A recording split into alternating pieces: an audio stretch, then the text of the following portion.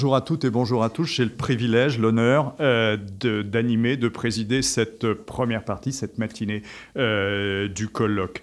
D'abord, merci au professeur Tessier, merci à Planète Sociale de me donner cette possibilité d'être devant vous aujourd'hui.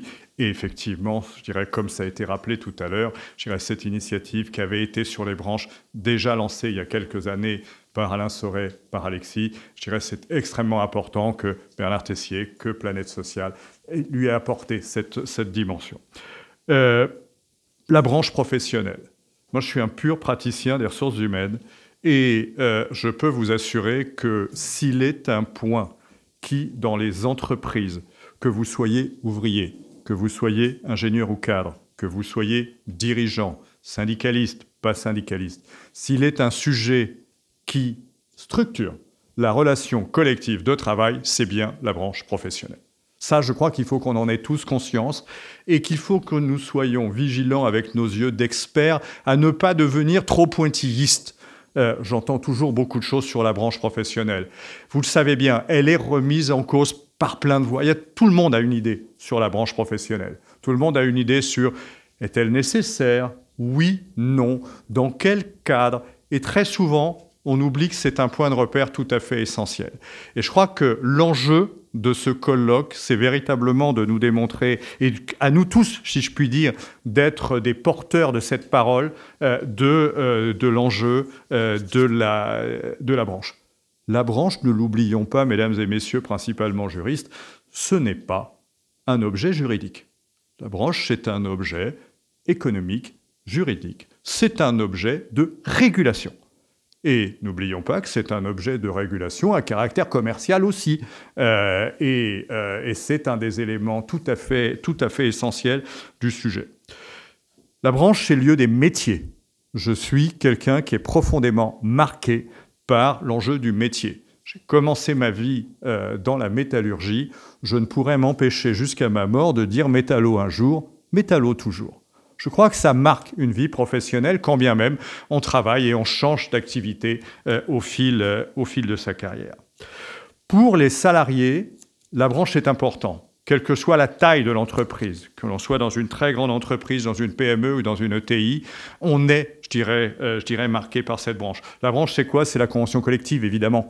La convention collective, c'est ce que je vais retrouver chaque mois sur ma feuille de paye. J'ai une classification, il y a tout un tas de choses qui vont être des marqueurs. Un point qu'on utilise et qu'on oublie trop souvent, quelles que soient les évolutions qui ont été mises en œuvre ces dernières années, la branche, c'est aussi une prévoyance collective. Et ça, je crois que c'est un élément important. Quand bien même il n'y a pas le déterminisme aujourd'hui qui exista précédemment, la branche, c'est aussi la prévoyance collective des salariés. Ça, je crois que c'est un élément tout à fait essentiel. Et quand on se compare, j'ai eu le privilège de travailler dans pas mal de pays, quand on se compare à d'autres pays, c'est un élément clé. Et puis la branche, c'est aussi l'élément de la formation professionnelle.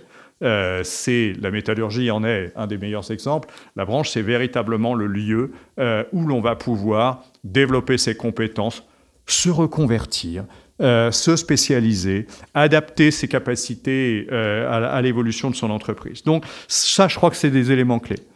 Encore 2 ou 3 petits éléments.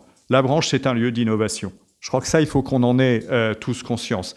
Et c'est ce qui m'a toujours fait dire que l'engagement des uns et des autres dans l'entreprise, auprès des instances de la branche, me paraît important. La branche, c'est un lieu d'innovation. À quel motif ?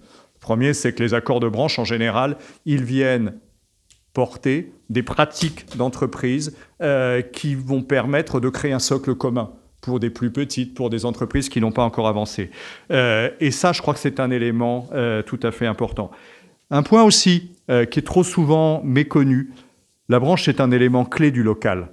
C'est un élément clé du dialogue social local. Quand bien même, et c'est le travail qui a été présenté par Jean-Pierre, on est passé de 78 à une convention collective. C'est un point important en local. Peut-être pas pour les grandes entreprises, évidemment, quoique, ça permet ce local de créer de la solidarité. Je crois que là encore, la branche est un lieu de solidarité entre les uns et les autres. Et quand je parlais d'innovation, je ne sais pas s'il faut le dire, la réforme des textes conventionnels de la métallurgie, la réforme de la classification, c'est tout à fait essentiel. Enfin, je veux dire, c'est une nouvelle représentation de la vie professionnelle à l'intérieur des entreprises de la métallurgie. C'est pas simplement on a changé l'article 28 en article 32. C'est pas ça le sujet. Et je crois que l'un des éléments qui est tout à fait essentiel, c'est celui-là. Alors, à contrario, c'est vrai que la branche, elle est parfois aussi un lieu de conservatisme. Si Pierre je dirais, parfois tant de mal à réduire le nombre de branches, c'est qu'il y a beaucoup de gens qui sont assis sur leur siège, qui ne sont pas forcément d'un dynamisme fabuleux, mais qui finalement s'en trouvent pas si mal que ça. Mais ça, je crois que c'est un des éléments qu'il faut combattre. C'est un écueil qu'il faut absolument, je dirais, combattre pour aller de l'avant. Alors voilà, ce matin, 3 temps dans notre activité. Première partie sur la restructuration des branches. Alors moi qui ne suis pas un juriste première langue, mais pourquoi est-ce qu'on a utilisé un mot à ce point anxiogène pour parler d'une tendance absolument nécessaire? Restructurer. Dans l'imaginaire commun, ça n'apporte pas grand-chose de forcément très positif pour les uns et les autres. C'est le terme. Mais je pense que, je dirais, j'aime pas le mot, mais il a besoin d'un peu de marketing. Et ça, je crois que c'est un point important. Donc ce matin, pour démarrer la restructuration des branches, Pierre Ramin, je dirais, qui est à la manœuvre sur le sujet, et Mathieu Allot, sur la mécanique de la restructuration. La mécanique à lui-même, c'est quand même magique d'avoir trouvé ce titre. Deuxième partie, les missions des branches. Mission générale, avec Yannick Panière. Et un point important, et je crois que c'est vraiment essentiel que ce point soit à l'ordre du jour ce matin, la formation professionnelle. La formation professionnelle, les compétences, l'avenir des entreprises et l'avenir des salariés avec Stéphanie Vérag. Et enfin, pour terminer, je dirais sur le thème des négociations de branche, Christophe Frouin et Alain Sauret. Donc vous voyez, un panorama très large, je dirais, sur le sujet. Vous avez compris que je suis un militant pro-branche. Je crois que c'est vraiment un élément important pour nous. C'est un élément de régulation sociale, c'est un élément de régulation économique. J'ai trop parlé. Messieurs, je vous laisse la parole. Principe de base, 1 heure globalement pour chacune des parties. On se garde entre 10 et 15 minutes de questions-réponses. Donc ce que je vous propose, je serai le gardien du temps. J'essaierai d'être aimable. Et sur cette base-là, voilà, qu'on ait un temps de questions systématique pour que vous puissiez intervenir les uns et les autres. Merci, à très vite.